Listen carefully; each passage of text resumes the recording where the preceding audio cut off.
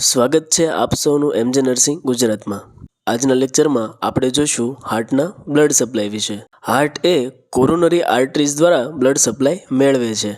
આ આર્ટરીઝ એ હાર્ટ જ્યારે ડાયસ્ટોલની અવસ્થામાં હશે ત્યારે બ્લડને રિસીવ કરશે। કોરોનરી આર્ટરીઝ એ એઓર્ટામાંથી નીકળે છે જે એઓર્ટિક વાલ્વથી થોડું ઉપર આવેલું છે। મેઇન કોરોનરી આર્ટરી બે ભાગમાં ડિવાઈડ થાય છે, લેફ્ટ કોરોનરી આર્ટરી અને રાઇટ કોરોનરી આર્ટરી। હવે લેફ્ટ કોરોનરી આર્ટરી એ બીજી બે બ્રાન્ચીસમાં ડિવાઈડ થશે, લેફ્ટ એન્ટેરિયર ડિસેન્ડિંગ આર્ટરી અને left circumflex artery. Left anterior descending artery એ લેફ્ટ વેન્ટ્રિકલની એન્ટેરિયર વોલને, ઇન્ટરવેન્ટ્રિક્યુલર સેપ્ટમ તથા એપેક્સ ઓફ હાર્ટને બ્લડ પહોંચાડશે, જ્યારે લેફ્ટ સર્કમફ્લેક્સ આર્ટરી એ લેફ્ટ એટ્રિયમ અને લેફ્ટ વેન્ટ્રિકલની લેટરલ વોલને બ્લડ પહોંચાડશે।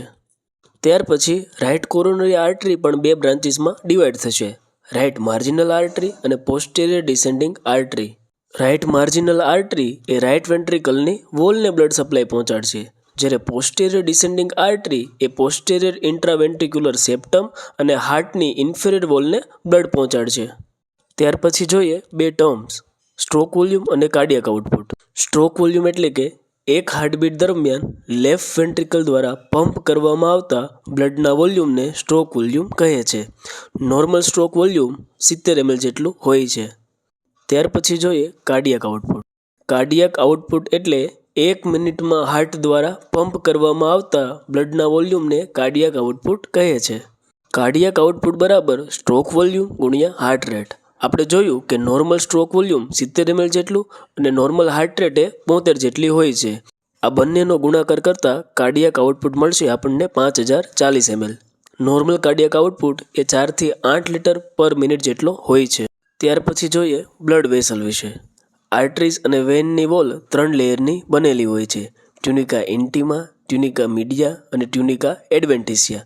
ટ્યુનિકા ઇન્ટિમા એ ઇનર લેયર છે, ટ્યુનિકા મીડિયા એ મિડલ લેયર છે, જ્યારે ટ્યુનિકા એડવેન્ટિશિયા એ આઉટર લેયર છે। આર્ટરીમાં ટ્યુનિકા મીડિયા એ થિકેસ્ટ લેયર તરીકે હશે, જ્યારે વેન્સમાં ટ્યુનિકા એડવેન્ટિશિયા એ સૌથી થિકેસ્ટ લેયર તરીકે હશે। ત્યાર પછી જોઈએ difference between arteries and when. સૌપ્રથમ બ્લડના ફ્લોની વાત કરીએ તો આર્ટરીઝમાં તે અવે ફ્રોમ હાર્ટ હશે, એટલે કે હાર્ટથી દૂરની તરફ જતો હશે, જ્યારે વેન્સમાં તે ટુવર્ડ હાર્ટ હશે, એટલે કે હાર્ટ તરફની દિશામાં હશે। ત્યાર પછી ઓક્સિજન લેવલની વાત કરીએ તો આર્ટરીઝમાં જે બ્લડ હશે એ ઓક્સિજનેટેડ હશે, જ્યારે વેન્સમાં જે બ્લડ હશે એ ડીઓક્સિજનેટેડ હશે। પરંતુ આમાં પણ બે અપવાદ છે, પલ્મનરી આર્ટરી અને અમ્બિલિકલ આર્ટરીમાંનું બ્લડ એ ડીઓક્સિજનેટેડ છે, જ્યારે પલ્મનરી વેન અને અમ્બિલિકલ વેનનું બ્લડ એ ઓક્સિજનેટેડ છે। ત્યાર પછી જોઈએ વોલના થિકનેસ વિશે તો આર્ટરીઝની વોલ હશે એ થીક અને ઇલાસ્ટિક હશે, જ્યારે વેન્સમાં તે થીન અને લેસ ઇલાસ્ટિક હશે। લ્યુમનની સાઇઝની વાત કરીએ તો આર્ટરીઝમાં લ્યુમન નેરો હશે, જ્યારે વેન્સમાં તે વાઇડ હશે। વાલ્સ જોઈએ તો આર્ટરીઝમાં વાલ એબસેન્ટ હશે, જ્યારે વેન્સમાં તે પ્રેઝન્ટ હશે। ત્યાર પછી જોઈએ હાર્ટના એબનોર્મલ સાઉન્ડ વિશે। આપણે અગાઉ જોઈ ગયા કે એક હાર્ટબીટ દરમિયાન બે સાઉન્ડ સંભળાય છે, લબ અને ડબ।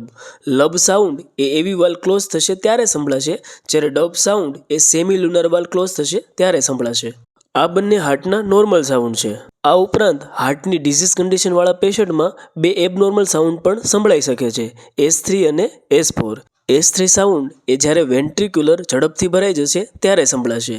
આ સાઉન્ડને બીજા વેન્ટ્રિક્યુલર ગેલોપ તરીકે પણ ઓળખવામાં આવે છે। S4 સાઉન્ડ એ જ્યારે વેન્ટ્રિક્યુલર લેટ ભરાશે ત્યારે સંભળાશે। S4 સાઉન્ડને બીજા એટ્રિયલ ગેલોપ તરીકે પણ ઓળખવામાં આવે છે। ત્યાર પછી જોઈએ auscultation site for different area of heart. જોઈએ એઓર્ટિક વાલ્વ એરિયા।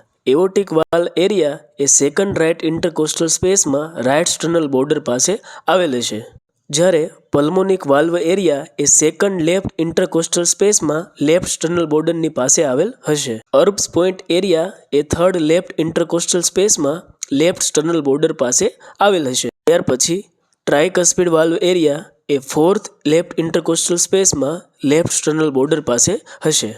ત્યાર પછી જોઈએ માઇટ્રલ વાલ્વ એરિયા। માઇટ્રલ વાલ્વ એરિયા એ ફિફ્થ ઇન્ટરકોસ્ટલ સ્પેસમાં લેફ્ટ મિડ ક્લેવિક્યુલર લાઇન પાસે અસેસ થશે, જ્યારે ગિબ્સન એરિયા એ લેફ્ટ ફર્સ્ટ ઇન્ટરકોસ્ટલ સ્પેસમાં સંભળાશે। પેટન્ટ ડક્ટસ આર્ટેરિયોસિસ એ આ ગિબ્સન એરિયામાં સંભળાશે।